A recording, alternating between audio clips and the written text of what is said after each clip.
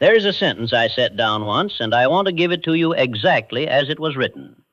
Put your foot upon the neck of the fear of criticism by reaching a decision not to worry about what other people think, do, or say. Notice the verb, not manage the fear, not moderate it or make peace with it gradually over time. Put your foot upon its neck. I did not choose that language carelessly. Some fears yield to gentle treatment. This one does not. It must be pinned down by a single definite decision and held there. For the moment the foot lifts even slightly, the fear rises again exactly where it left off. Think about a time when you had a decision fully settled in your own mind, clear, definite, something you genuinely believed, and yet found yourself softening it before you had even finished stating it aloud to another person. Perhaps a qualifier crept in that was not required. Perhaps you framed a settled matter as a question, hoping to read the reaction before committing fully to your own words. Locate that memory now, for I am not describing a rare occurrence. I am describing something that happens to most men several times in a single day, so habitually that it no longer even registers as a decision being altered. It feels to the man doing it like ordinary courtesy. It is not courtesy.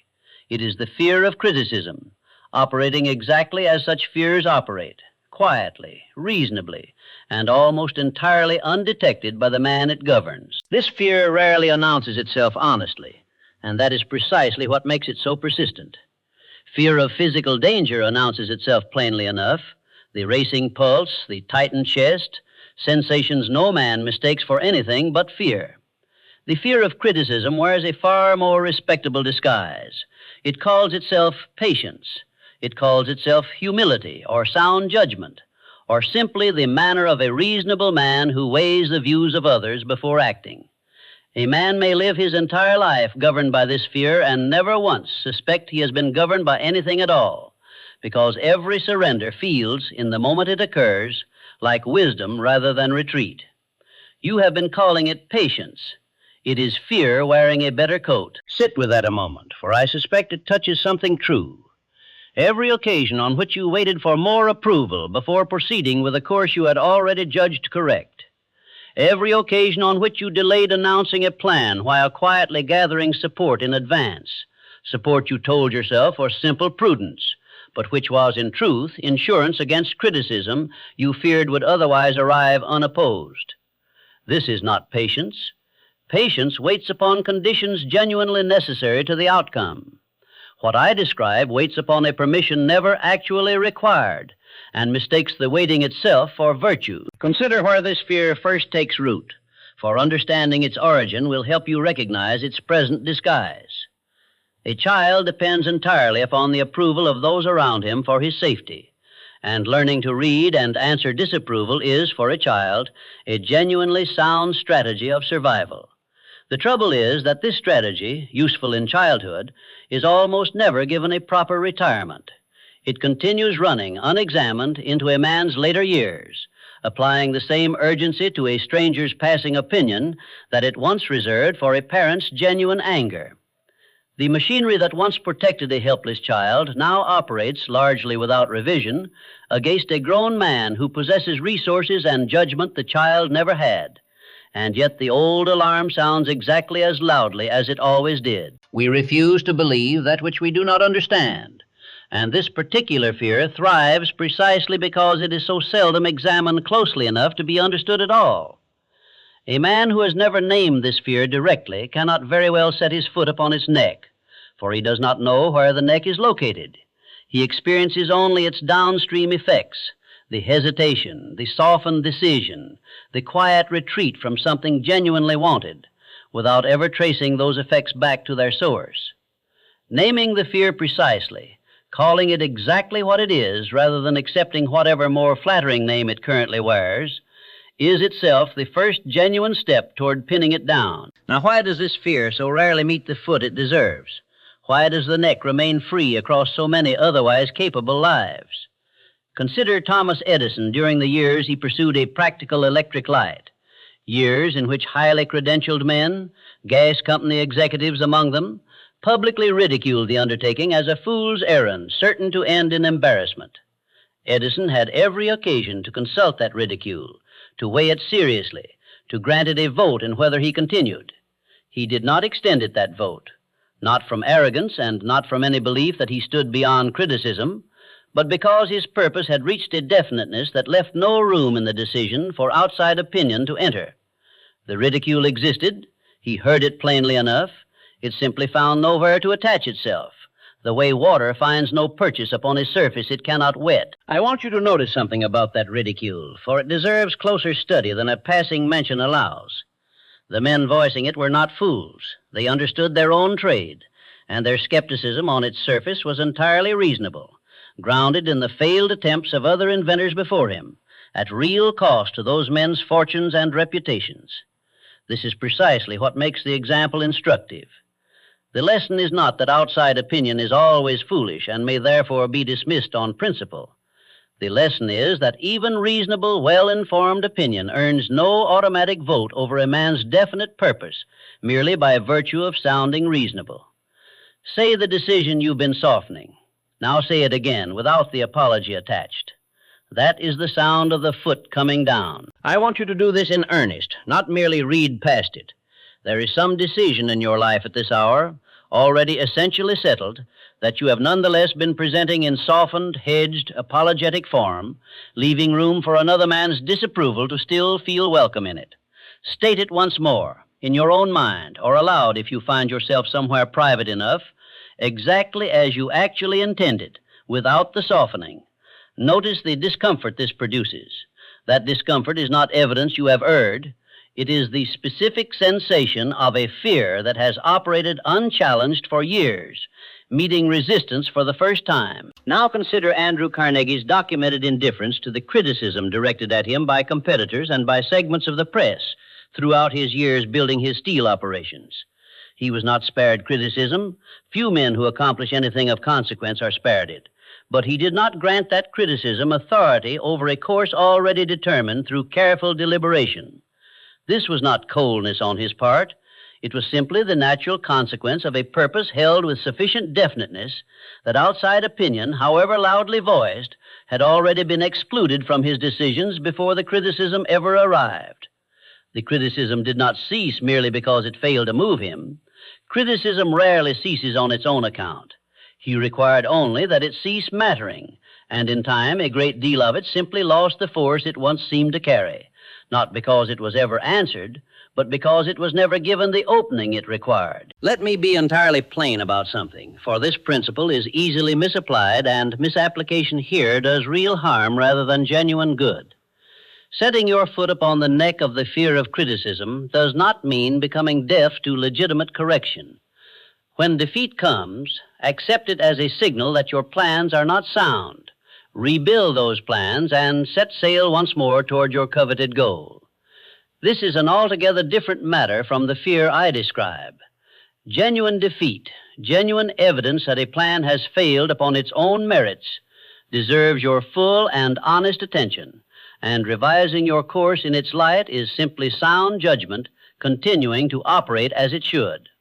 What deserves no vote whatsoever is the anticipatory fear of disapproval arriving before any evidence exists at all, the bracing against a judgment not yet rendered, the softening of a decision to avoid a reaction that has not yet occurred and may never occur. The distinction stated once and plainly.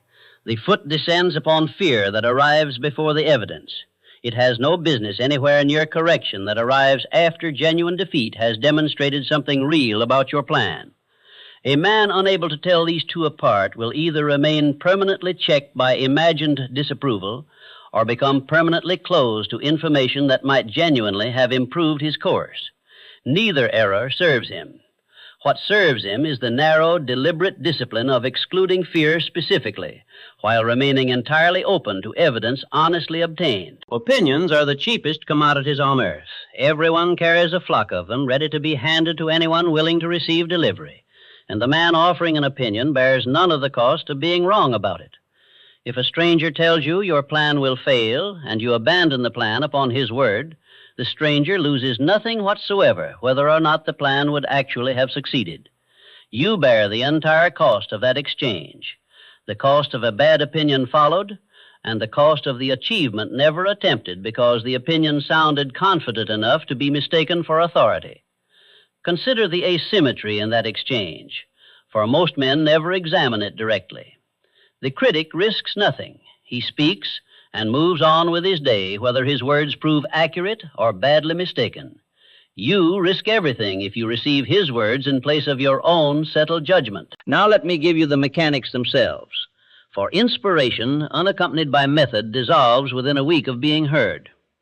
The first requirement is a single, definite decision, not a gradual shift of attitude, but a specific moment in which you resolve deliberately that the fear of criticism shall no longer be permitted a vote in decisions belonging to you. This decision ought to be made once, stated clearly, and committed to writing in your own words. For a decision left in the vague territory of mere intention rarely survives its first genuine trial. The second requirement is learning to distinguish, quickly and honestly, criticism carrying genuine standing from criticism carrying none. Genuine standing requires relevant knowledge or a relevant stake in the outcome. A colleague with direct experience of the exact difficulty before you carries genuine standing. A distant acquaintance rendering judgment upon an undertaking he has never personally attempted does not, however confidently his opinion is delivered. Train yourself to ask quickly upon receiving any criticism, does this man actually possess relevant knowledge I lack, or is he simply uncomfortable with a decision differing from the one he himself would have made? The answer tells you nearly everything you need to know about the weight the criticism deserves. The third requirement is practice in the specific discomfort of stating decisions plainly, without the hedging you have grown accustomed to supplying. This will feel exposed at first, precisely because it removes a layer of protection you have relied upon for years, without ever recognizing the reliance. The exposure passes with repetition. It invariably does. Every man who has built this discipline reports the same experience: considerable discomfort in the earliest attempts, followed by a steady diminishing of that discomfort as the new pattern becomes familiar to him. The fear does not leave because you defeated it in argument. It leaves because you stopped feeding it a seat at the table. This deserves to be understood precisely, for many men attempt to conquer this fear through direct confrontation, arguing themselves free of it anew each time criticism arrives, exhausting themselves in an internal debate on every single occasion. This rarely produces lasting change. What produces lasting change is simpler and considerably less dramatic. The fear, denied its seat at the table repeatedly, day after day, eventually ceases showing up to claim one. It requires no victory in argument from you. It requires only your consistency in refusing the argument's premise altogether, again and again, until refusal has become your default rather than an effort demanded of you. There is a discomfort worth naming honestly, for I would rather prepare you for it than let it surprise you unprepared. As you begin practicing this discipline, certain people around you will notice, and not all will welcome the change. Some had grown accustomed to a version of you movable by their disapproval, and when that version begins to alter, they may resist, occasionally without fully understanding why they resist at all. This is no evidence that you have erred. It is evidence that a genuine change has occurred, disturbing an arrangement that depended in part upon your continued susceptibility to precisely the fear you are now setting down. Set your mind on a definite goal and observe how quickly the world stands aside to let you pass. I have found this reliably true, though I want to be honest about the mechanism behind it, for the mechanism matters more than the poetry of the phrase. The world does not stand aside from any mystical deference to definite purpose. It stands aside because a man no longer governed by the anticipatory fear of criticism simply moves at a different pace than one who remains governed by it. He does not pause to gather approval before proceeding. He does not circle back repeatedly to manage the reactions of onlookers. This alone, quite apart from any other advantage, produces a considerable practical difference across a stretch of years. For so much of what resembles obstruction in an ordinary life is, examined closely, merely the accumulated friction of a fear never properly pinned down. Consider the sum of hours across a lifetime a man spends managing the anticipated reactions of people whose opinions carried no genuine authority over his life to begin with. rehearsing justifications in advance, softening plans before they have even been challenged, delaying decisions to gather approval never strictly necessary. Multiplied across years, this represents an enormous quantity of a man's finite attention, spent entirely upon a fear that returned him no genuine benefit in exchange. Remove that fear, and the time it once consumed becomes available for the actual labor of building whatever you intend to build. This, in the most literal sense, is what it means for the world to stand aside. Not some external cooperation suddenly extended to you, but an internal obstruction at last removed from your own path. I want to bring you back now to the memory I asked you to locate at the outset, the moment you softened a decision already made, out of a fear so familiar you mistook it for good manners. See that moment differently now. It was no small, forgettable occurrence. It was a demonstration, one among thousands across your life, of a fear that has never once been formally put down, only tolerated, accommodated, and occasionally outrun by sheer stubbornness on the days your resolve happened strong enough to override it. That need not continue.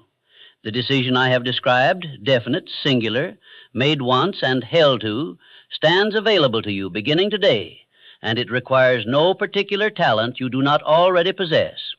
It requires only that you finally do what the sentence I opened with instructs.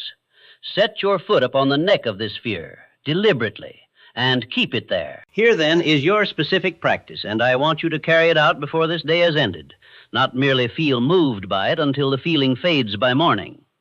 Identify the one decision you have most recently softened from fear of its reception. Tonight, restate that decision to yourself, in writing if you are able, in its full and unhedged form. Tomorrow, deliver it to whoever must hear it, exactly as you have restated it, without the apology you would ordinarily attach. Observe what follows. In most cases, you will find the disapproval you had been quietly bracing against for so long either fails to materialize at all or arrives in a form considerably smaller than the version you had been carrying in your imagination for years. Repeat this practice weekly, seeking out the next softened decision and stating it plainly instead, until plain statement has become your habit rather than an exception requiring effort. Put your foot upon the neck of the fear of criticism today and keep it there, not for a moment, but for good. This is not a fear that yields to a single victory and departs politely of its own accord. It returns quietly, testing whether the foot has lifted. And your task from this day forward is simply to see that it never again finds the opening it seeks. Decide once, hold the decision, and watch, exactly as I have told you it will happen, how quickly the world makes room for a man who has finally ceased asking its permission.